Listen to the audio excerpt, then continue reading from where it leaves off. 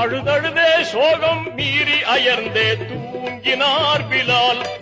அதுபோது நபிகள் நாதர் கனவில் தோன்றியே சொன்னார், அன்பே நீர் இங்கே வாடுவதாலே நன்மையல்லவே, அன்றேனோ மதினா நகரை விட்டு வந்தீர் வீணிலே.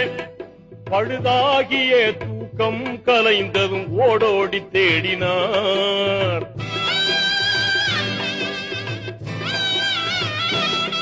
பழுதாகிய தூக்கம் கலைந்ததும் ஓடோடி தேடினார்.